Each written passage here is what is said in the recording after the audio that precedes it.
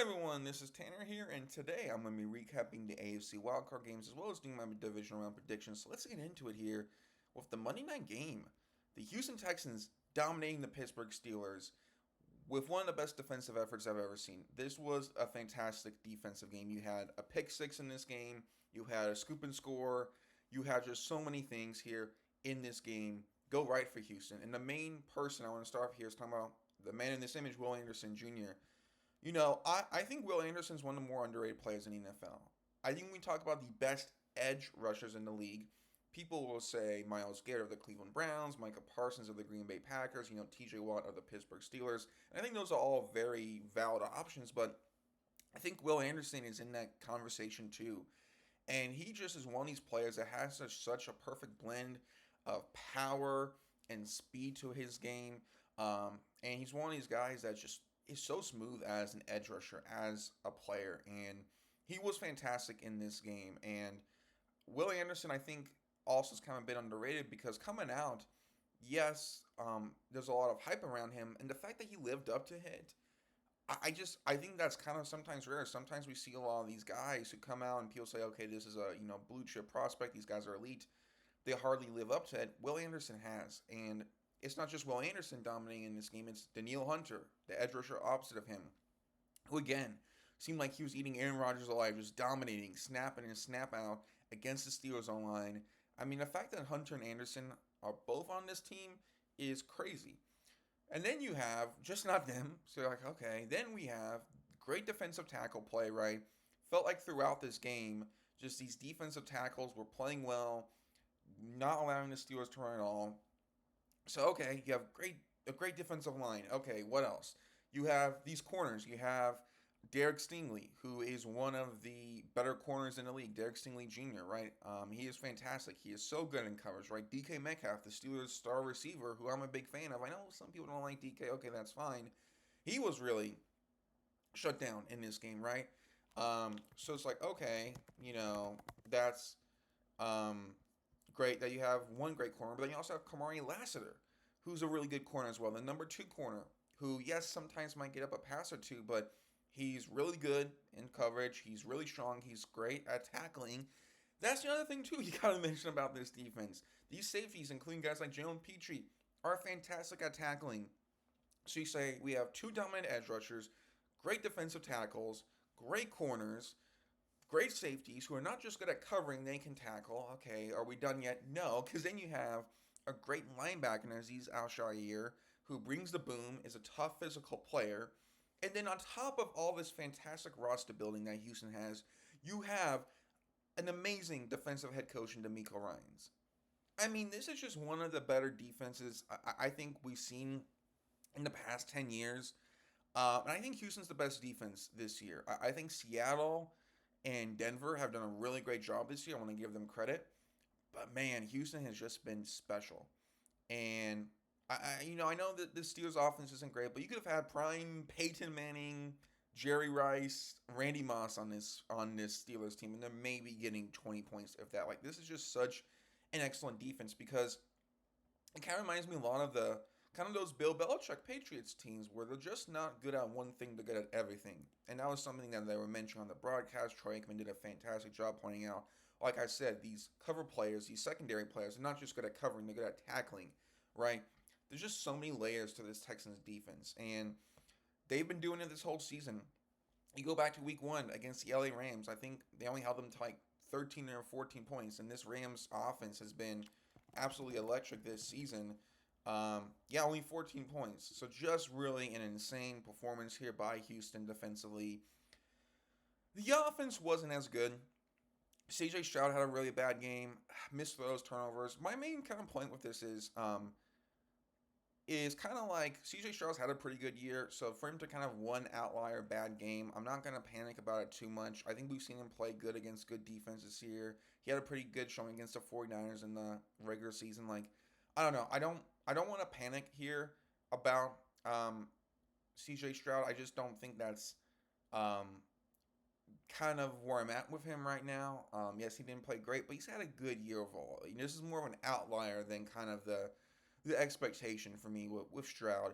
I do also want to mention Texans receiver Christian Kirk. He had a really nice game former Cardinal, former Jaguar. He was making some great catches.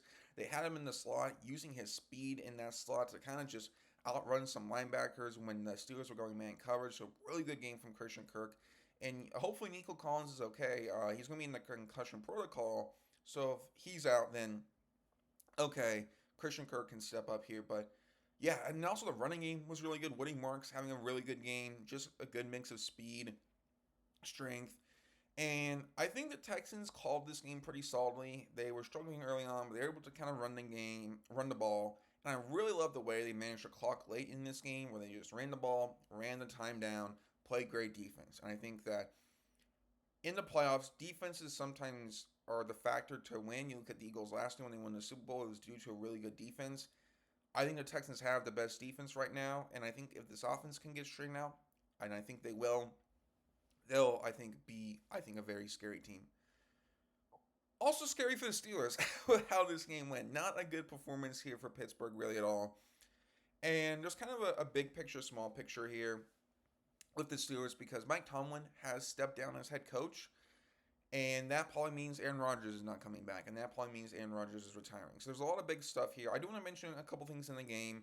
Defensively, it's nice to see some of these defensive players step up, right? I think that's the big thing here because the Steelers defense has been very hot and cold. But it was nice to see some of these guys step up, have some big impactful plays in this game, right? I do think overall, you look at this and say, hey, we may be lost, but we still have some players we like, some guys who kind of came in, and did a solid job, making impact plays here. And I think that's the best thing you can, really ask for. And it's like, okay, there might be a lot of changes, but you had guys like Jack Sawyer, I believe he had a fumble recovery in this game. The DTs played pretty well here for Pittsburgh. So this was overall like a pretty kind of promising defensive showing from the Steelers. At least you have some pieces to build upon here. If you're Pittsburgh, and like, okay, at least we can kind of roll with that, kind of more or less. So I think from that aspect, you're like, okay, that's good. The offense still just continues to struggle. I think that this team needs another playmaker on the offense. I'm not saying they have to go get a superstar guy, but I like DK Metcalf, but he's just a bit more inconsistent at times, to be honest. And then Calvin Austin I like, but I like the potential, but it's okay. He's trying to develop. The running game, I like Jalen Warren, but I think he just is a back that has a very high floor and there's somewhat a limited ceiling. And that's just kind of view of this Steelers team. I think this is a solid 9-10 win team, and they've been doing that year in and year out.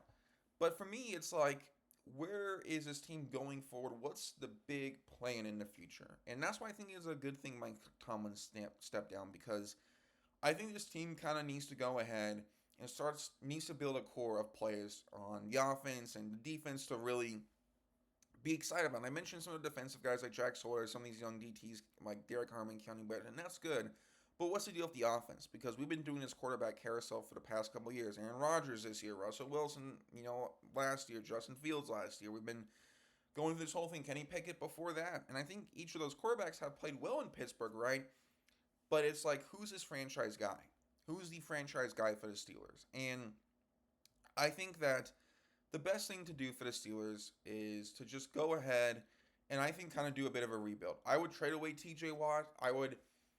I think you keep Jalen Ramsey, especially since you just traded for him, but just kind of go younger, kind of rebuild this team, kind of go get some new pieces. Yeah, there might be a year or two where this team's not great, but build up this core here, right? This team reminds me a lot of the Tyrod Taylor Buffalo Bills in kind of like the 2014, 2015, 2016 era, where they had a pretty good defense, they had a fine offense, and they were a team that went kind of like 8-9 wins every year.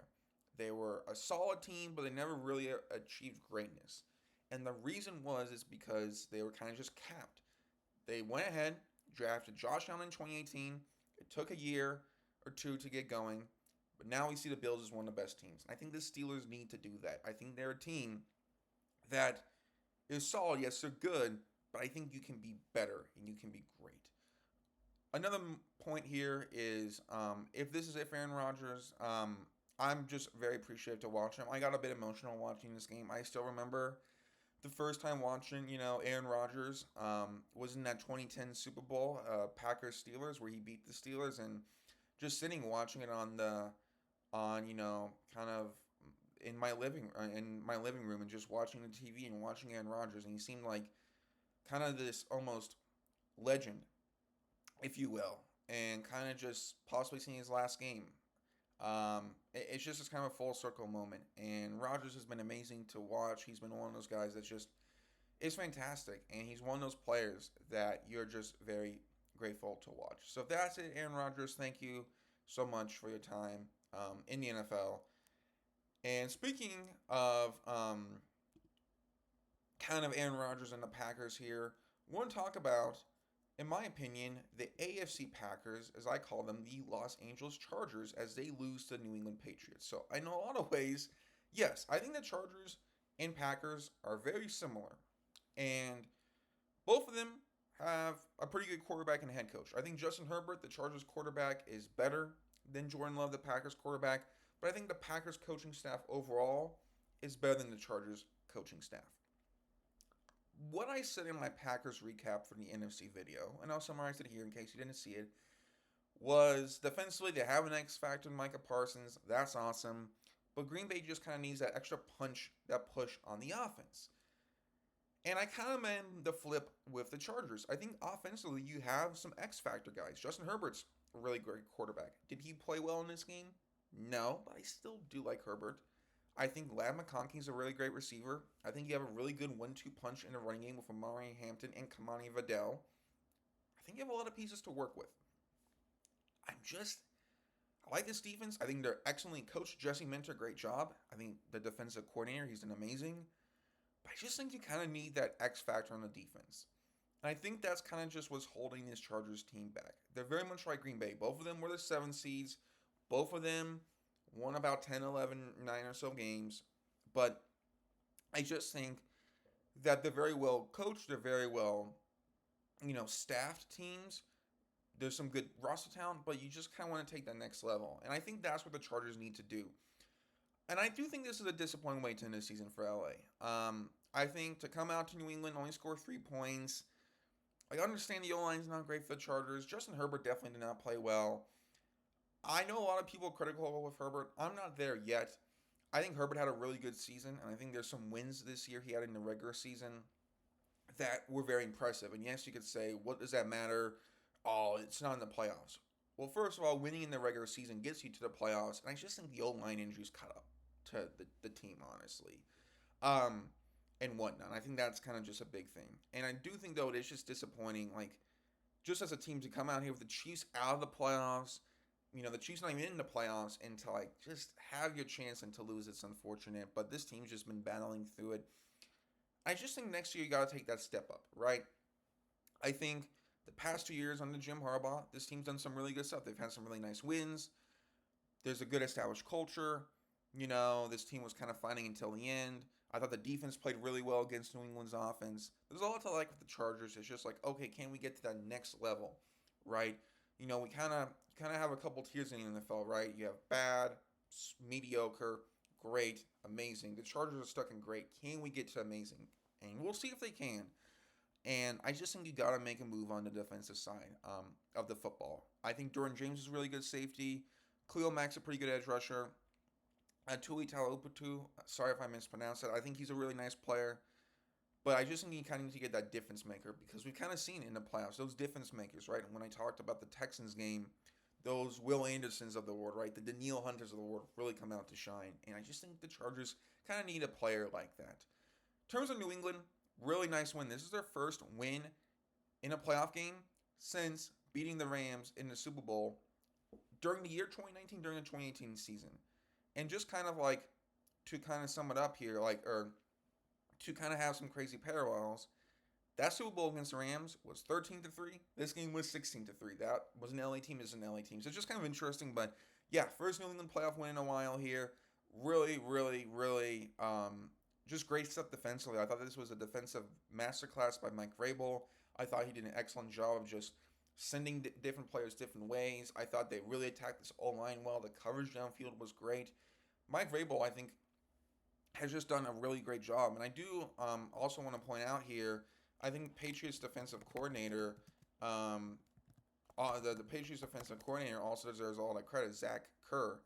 I think he is someone that could be talked about more as a possible head coaching candidate going into next season. But yeah, just an excellent day defensively. And Mike Vrabel just does this where he just is able to seam up against an opponent so well. And I was just impressed. I was really impressed. And then offensively, it was a bit of a quieter day at the office with Drake May. I thought the touchdown he had to Hunter Henry was great. Just under pressure, lofting it deep. Really great throw to Hunter Henry. And that was the only touchdown in this game.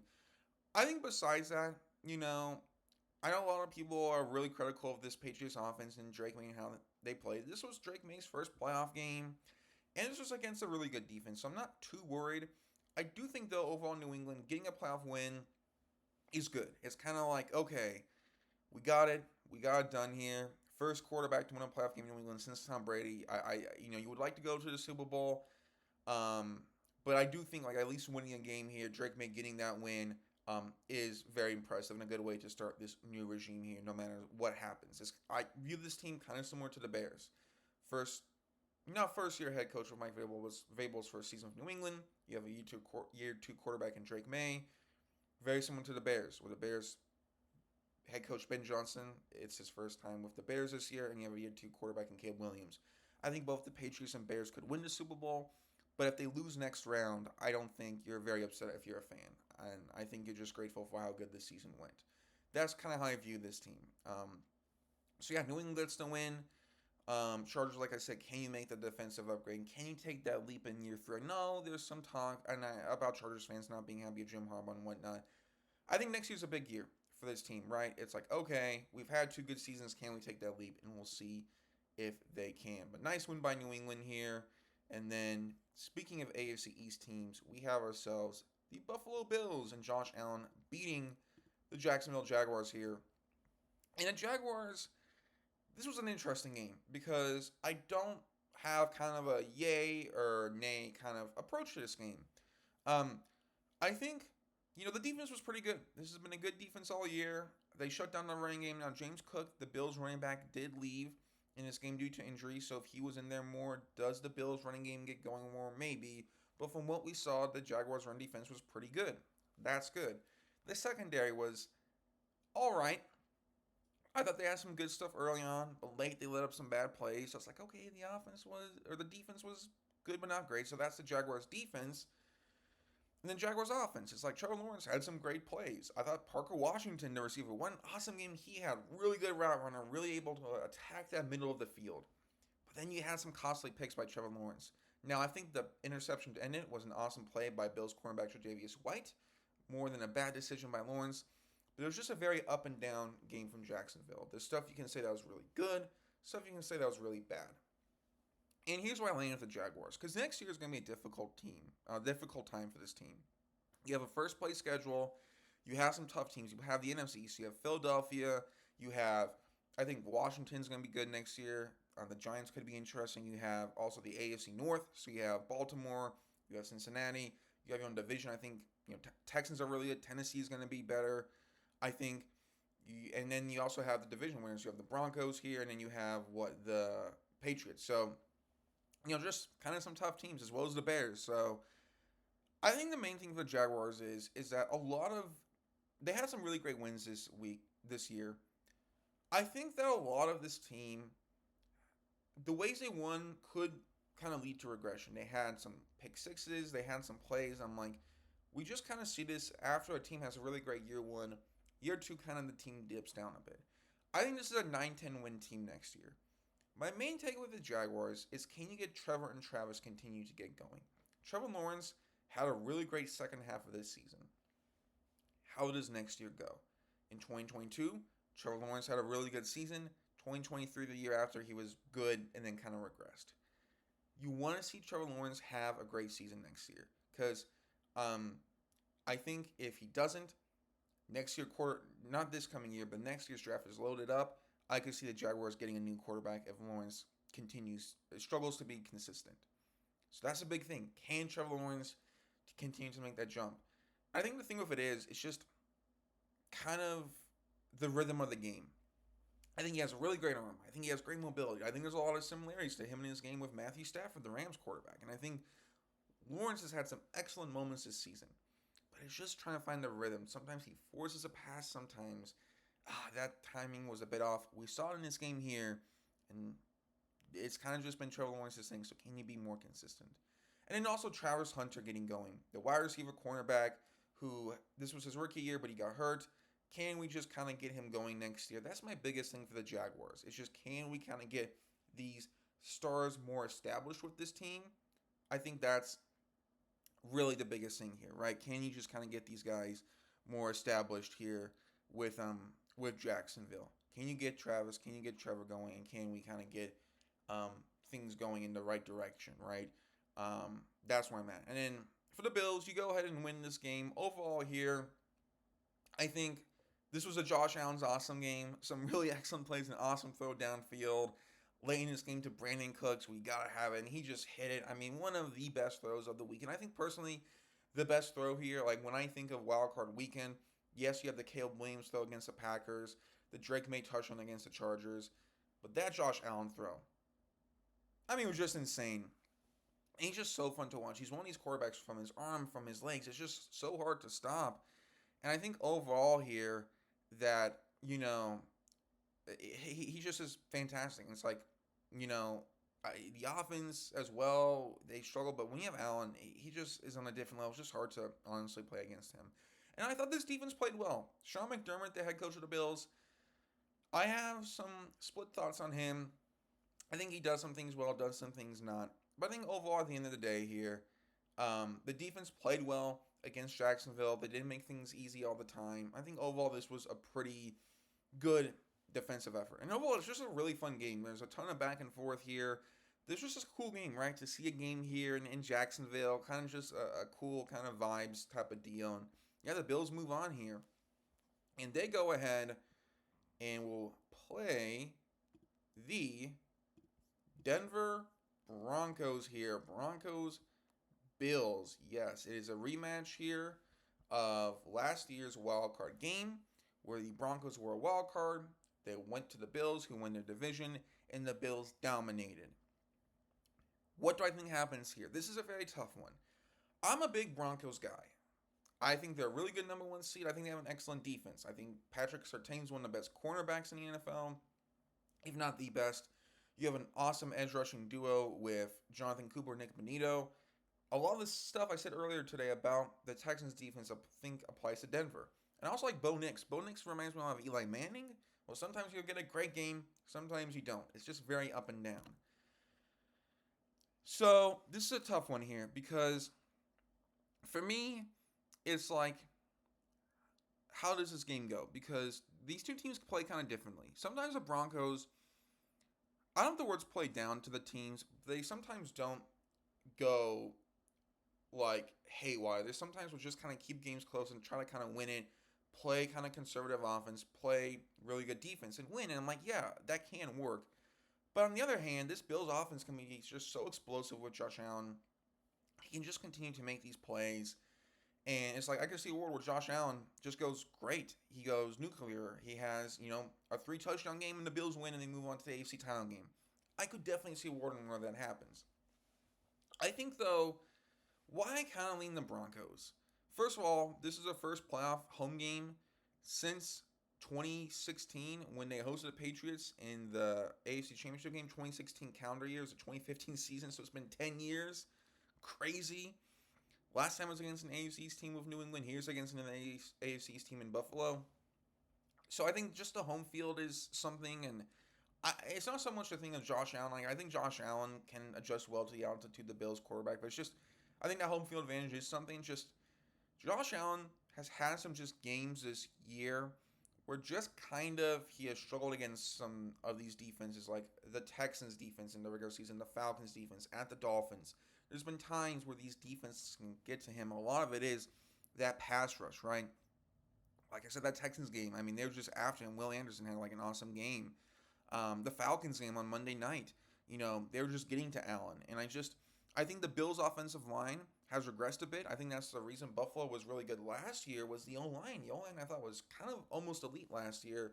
This year they haven't been as much. So overall, I'm going to go with the Broncos here. I like that. I like the defense here against Josh Allen. And two, Sean McDermott's Bills defense, I still have question marks about them. Yes, it played great against the Jaguars last in the wildcard round. That's awesome here. But at the end of the day here, I just do think that Sean Payton, the head coach of the Broncos, is going to really be able to kind of put some stuff together in the throwing in the running game here. I have the Broncos winning this game and going to the AFC Championship game. I think it'll be close. I wouldn't be shocked if Buffalo wins, but I do have the Bills' journey ending here. And then we go to the last game here, which is a total coin flip. It is the former linebackers turned head coaches bowl, if you will, with Texans at Patriots. D'Amico Ryans, the Texans head coach, and Mike Vrabel, the Patriots head coach, both played linebacker in the NFL. So that's just kind of a cool connection. This is going to be a really good game. Very tough, very physical. I mean, these are two excellent defenses. I really could see a coin flip going either way here. This is tough. I think for me, what this game comes down to, and why I kind of lean New England, even though I just really talked about Houston a lot, is I just worry about the O-line for Houston. We saw the Steelers really kind of exploit it, and while I think C.J. Stroud might play better, I just do think Mike Vrabel is going to be able to really capitalize, really be able to hit that defense in here. I think you look at these offensive coordinators, right? Both teams have O-line issues, but Josh McDaniels, the Patriots OC, I just think he's more experienced than the Texans OC. Nick Caley, who I do like, but McDaniels has been in the league for a long time. I think he'll be able to kind of hit some things in the quick game going on here. I just think the preparation of it all, I like it in New England at home. And with Houston, it's like I just do worry about the O-line here, especially if Nico Collins is out. This is an elite cornerback here. You have Christian Gonzalez of the New England Patriots. That's another thing I want to mention. So if Collins is out, yeah, I like these other receivers, Jaden Higgins, Jalen Noel, Christian Kirk, but Christian Gonzalez is an excellent cornerback. So Gonzalez can take away some of these Texans receivers. And then I think the Patriots, I think will just have a good game plan against this Texans team. Part of me likes Houston. I do, but the O-line concerns do get me there. And this is tough. I like New England, but also part of me can see Houston winning. I'm going to go New England. I'm going to go New England here. I know I praise the Texans. I think this is an elite defense, but I think that Patriots have a good game plan for it. So, give me New England. And that will do it, everyone, here. Thank you all so much for watching. I've been having a lot of fun doing this. Enjoy football this weekend. I'll see you all for the next round of playoffs. Take care.